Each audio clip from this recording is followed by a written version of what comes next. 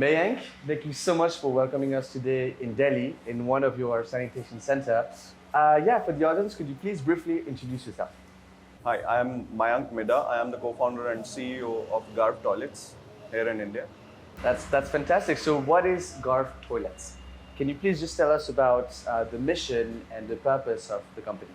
So GARV Toilets essentially is just a mission towards providing safe and hygienic toilet facilities for the underserved people all around the underserved communities. And what we have seen generally is that most of the underserved communities, they live in densely populated areas and they're dependent on shared sanitation facilities. And most of the times these facilities are either vandalized or irregularly maintained.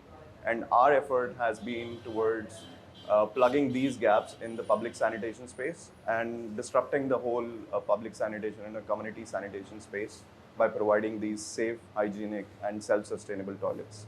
That is well summed up, and congrats for your work. Now, talking about big numbers, there's still 2.4 billion people worldwide that lack access to proper sanitation. In India only, it's 700 million of people that are affected by this global problem. Less than 10% of rural communities in the country, in India, don't have proper infrastructure when it comes to sanitation. Why is that? What are the main causes of that problem?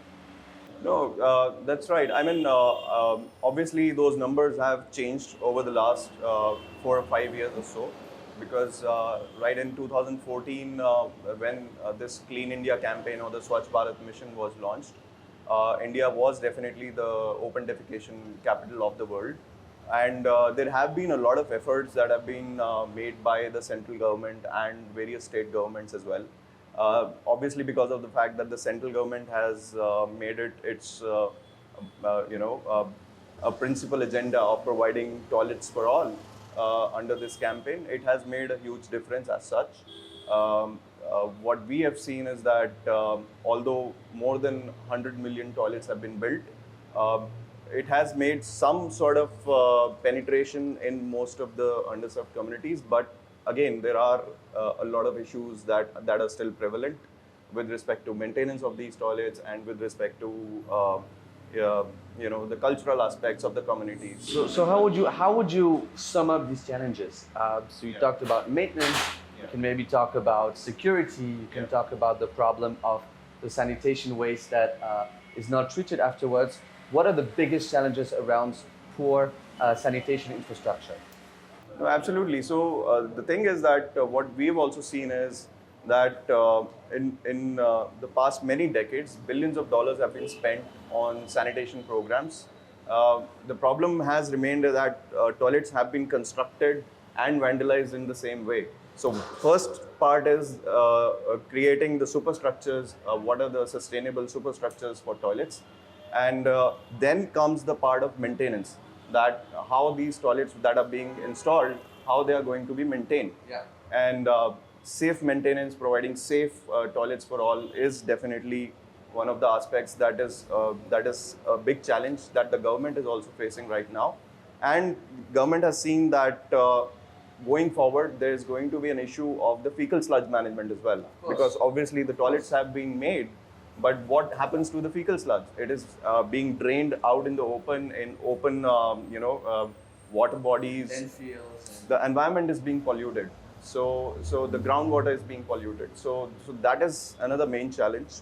I would say that the cultural aspects, various cultural aspects of the underserved communities also present as itself as a hurdle, where people, some of them do not want to use the toilets that have been put up outside their homes or in their homes. Yeah. So they prefer going out in the open. The communities do not see it as a challenge, but it is a main challenge for the women folk. So women, they have to adjust their bio schedules every day. They have to wait for the dark hours to go out in the open and relieve themselves. Yeah. So it is definitely a very big challenge that we have seen. Yeah. And what about the safety side? So you mentioned women. I think that it's also very complicated. If they want to go out in the night when the sun sets. What are the different kind of challenges that women specifically have to experience when it comes to sanitation? Security, yes, security is one of the main challenges, and again adjusting their bio schedule. So it's you mentioned that. yeah. So the women, when they have to, they know that they have to go out in the open. They select the hours when the sun sets or the early morning hours. They have to go out in the open to relieve themselves, adjusting their bio schedules, holding up all over the day. So it also presents it as a major health challenge where they contract various UTIs or other infections because of this problem. Although it definitely is one of the basic rights of everyone to have access to clean and safe sanitation facilities. Yeah. So that remains a big challenge as such. Yeah. Yeah. Now, if we talk about public sanitation, how would you sum up the needs? Because now we've talked about the challenges, but what are the needs for the population, especially the underprivileged communities? What are the needs for them? Like, what solution would be ideal for them to counter these challenges? Right. So with the underprivileged communities, what we have seen is that there's a lot of migration that is happening from the rural areas to the urban areas, which is presenting itself as an infrastructural challenge, where a lot of densely populated slums are being coming up, and these slums, people living there, they are really dependent on shared sanitation facilities, and whatever public toilets or community toilets that are present, so they are itself not being maintained, Yeah. or as I mentioned, they are just vandalized. Yeah. So when they are not being maintained or vandalized, no one is going to use them. So they're as good as not being there. It has to be more reliable, it has to be Yes. more safe, Yes. and more well managed in a way that you can control it, Yeah. and you can maybe scale it, so the impact is great Yeah. around the country. So that's the need. So it's not just the toilets. People living in these areas, they are also want safe access to clean drinking water. They want to satisfy all their water, sanitation, hygiene needs, which is essential and which is basic. So this presents itself as a very big challenge for the communities that are coming up in the urban areas. And how would you describe the current efforts of the government to address that problem? What kind of support did you get, and how is the government generally supporting the shift? So yes, I think for us, the initiative from the government side definitely helped us a lot in terms of the timing. Yeah. And also, when this Clean India campaign was launched, right at that point of time, we started this company, GARV Toilets, and it presented itself as a good timing for launching this kind of an effort, where there was a will from the political side that this program has to be successful. It was being worked in a mission mode kind of an arrangement, and the central government was providing funds to all the state governments as well to support this effort towards making India open defecation free. Yeah. And as a startup in this space, we've benefited from the various policies that the government has put forward, and also the various policies of helping startups, various startups. Yeah. So those benefits have also been provided to us, and we've been able to work with various government bodies. Otherwise, it is very difficult for a new company or a startup to work with the government bodies, especially in the developing world. Yeah. Yeah. So now let's talk about you. Let's talk about GARV Toilets. What is your solution? What have you designed to face all the challenges that we've been talking about? And yeah, just maybe tell us more about how someone who just needs to go to the toilet in an underprivileged community would do. Like, what are the solutions that are offered to them? Right. So right when we started, the whole problem that we researched about was that public toilets either get vandalized or irregularly maintained in most of the spaces. So we wanted to plug in these gaps. So Yeah. we came up with a solution of a portable and a modular toilet that is designed with the help of durable materials, Yes. specifically stainless steel. Yes. Where if a public toilet is there, this public toilet's being used by hundreds of people every day, so it has to be durable enough. Yeah. It has to provide a higher shelf life. Obviously, the capital expenditure is on the higher side as compared to the conventional systems, but every fitting, every sanitary fitting that goes into a GARV, making a GARV toilet, is made out of stainless steel. So it makes it very durable for Yeah. public use. Plus, we wanted to make this toilet a self-sustainable toilet in terms of energy usage, in terms of maintenance, in terms of waste disposal as well.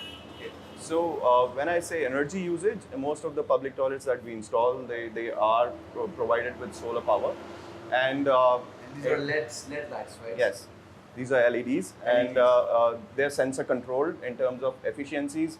Whenever someone is going to use the toilet, only then these will be activated, and otherwise, obviously, they're switched off. So it's optimizing. Yes, so we are optimizing that. Plus, in terms of maintenance, what we've been able to do is to integrate these toilets with RFID sensors and IoT sensors. That's Internet of Things for you. And what basically these sensors help us with is basically making this toilet an automated toilet. So every toilet is a self-flushing and a self-cleaning toilet, and we track and make a data bank of the various users who are coming in to use this toilet. So in a way, we are not tracking every user individually, but it's an aggregate collection of data where we check which toilet is being used by how many people every day. Let's say this toilet that we are sitting in, it's being used by how many male users or how many female users. So we keep a track of that, how they are using their, how they are managing their hygiene is also a bit of a concern. So what kind of data are we talking about? So you just mentioned the number of people that are coming in. But what do you mean? How do they behave inside the toilet, basically? Yes.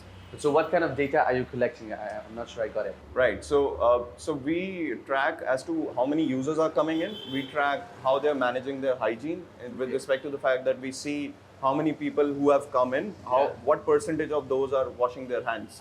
Okay. Right. So that's with respect to the hand wash hygiene, which is more important in the times of the pandemic. So basically, best practices when people actually use toilets. Yes. So you collect all of these data, Yeah. and then it's saved into your system, Yes. and then you can analyze it. It's helpful because if we are working with underserved communities living in a slum nearby, we would be able to check how they are managing their hygiene habits. So if there is a specific problem with hand washing, and we can work with them over a long term to let them know that how regular hand washing would help them. So that's the main idea. And with respect to maintenance, we also track various malfunctions. Of course. Let's say if a toilet is not working, the water has run out, or the lock is not working. So these aspects are also getting tracked. So if there's some problem with the toilet, our operations teams are able to identify and take care of those aspects pretty efficiently. Yeah. So Yeah. Oh, that's great. And let's talk a little bit about the biodigester that you have installed. So you mentioned that these toilets are solar powered. Yeah. You mentioned very briefly the biodigester that collects the sanitation waste. How does it work, and what does it produce exactly? So what we've essentially also seen is that in most of the public toilets that are created, the fecal sludge is not treated well. Yes. So it's either drained directly to the open water bodies or to the ground, which presents itself as a huge challenge. So in all the toilets that we install, what we have seen is that most of these spaces do not have access to sewage lines. So we install biodigesters. With these digester tanks, what happens is that with the bacterial action, the fecal waste is being treated on site, and it's being converted into a organic fertilizer. So when we have enough volumes being generated, so we basically tie up with local municipal bodies or urban local bodies, and we sell that organic fertilizer for the horticulture purposes, or if we are in a semi-urban or a rural setting, we tie up with various farmer groups to sell this organic fertilizer to them. So in a way, adopting a whole circular economy approach. That's great. So let's talk about this. We are right now in one of your sanitation centers. Yes. If I understood well, it's one of the main solutions that will serve your vision and your mission. So what is accessible here in that kind of sanitation center? So we have the men's room, we have the toilets room, there's a kiosk, there's showers. Tell me more about it. So the whole idea behind this concept was that, when we started GARV Toilets, we were mostly just installing portable toilets and moving away. What we observed in the first 2 to 3 years of our operations was that, most of the government bodies that we were working with, they were either handing over the operations and maintenance of our toilets to some other contractors. So that's where we thought that, some of the places this maintenance was not being taken care of. Yes. So we wanted to, go back to square one. Yeah. So, we redraw the needs. redraw the Reassess the whole needs, thing. yeah. And what we started to do was that we decided that we are going to change the business model, Yeah. and we are not just going to install our assets, but we are also going to take care of the responsibility of operations and maintenance. So whatever. That was not the case. Before was the governance. Before Yes. it was. Yes. So you provided the facility, but Yeah. maintenance and operation was run by the government. Yes. So that's where the whole business model changed. And we came up with this concept of a one-stop solution for water, sanitation, and hygiene needs of the underserved communities that we were serving. Yes. So essentially, the Smart Sanitation Center is a concept where we are providing not just the smart toilets, we are providing various places, we are providing showers, we are providing access to clean drinking water. There's going to be a retail kiosk that we see here as well, where people can access various hygiene products for satisfying their needs. So all those hygiene products are being sold at minimum prices, right? And so the whole idea here is that there should be enough revenue opportunities for the sanitation center to take care of its operations and maintenance aspects. So we generate enough revenues from all these subscriptions or retail sales or outdoor advertising that you see here. Yeah. We generate enough revenues to sustain this center on its own. So After how long? After how long would you say that this kind of center can become profitable? With the adverts, with Yes. Because you have to pay as well, even if it's Right. a very little fee, you have to pay. Yeah. So these are the two revenue streams that you have, like the biggest one. Yes, absolutely. So what we've seen is that each smart sanitation center with all these facilities is able to break even in 2 to 2.5 years, and post that, most of the contracts that we forge with these government bodies are up to 10 years or 15 or 20 years as well. So like this one is for 20 years. Okay. So we keep generating profit. So the whole idea is that each smart sanitation center, when it is created, is able to create another smart sanitation center in 2 years or 2.5 years. So that's the whole idea. So that's how the multiplication effect takes place. Yes. Yeah. Now, you mentioned that obviously you have portable toilets that are installed a little bit everywhere. So, are you looking towards having more sanitation centers and less individual toilets? So you will keep both of these products, if I can say. What are you? Yes, I think, so there's a need for both of these products in different segments. Like in most of the school sanitation projects, our portable and modular toilets make more sense. And we are expanding on national and state highways as well. Yeah. For those kind of spaces where there's going to be a huge footfall, a lot of passengers, travelers, for them, it makes sense to create these smart sanitation centers.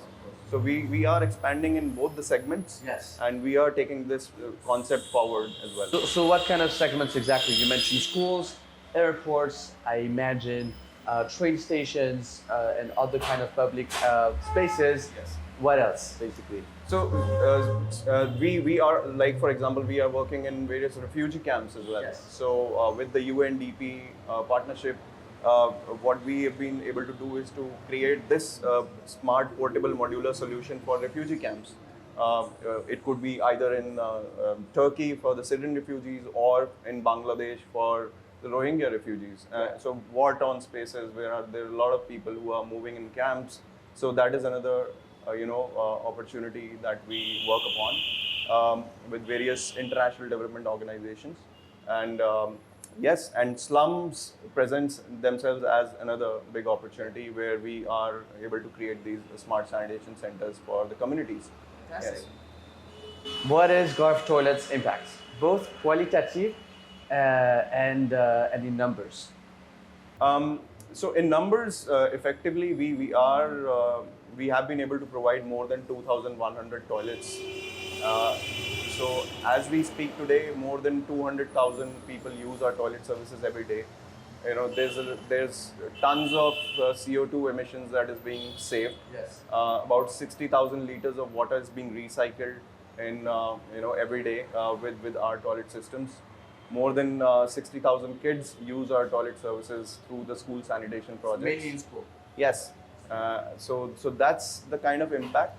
And qualitatively, I would say definitely we have been able to provide safe and hygienic toilet facilities to so many people, and it definitely brings in a sense of pride that we have been able to provide these many facilities to the underserved communities that never had access to these facilities, and especially for women, as I mentioned, it becomes a safe place to access, and that is a huge achievement that I would say we have done. Yeah. How do you measure your impact?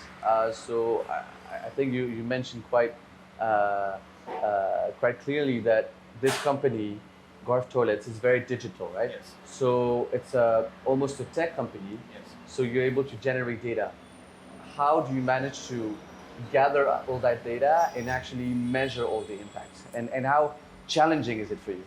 Yeah, it was definitely challenging to start with, but over the past 7 years, our technology, our product has also evolved.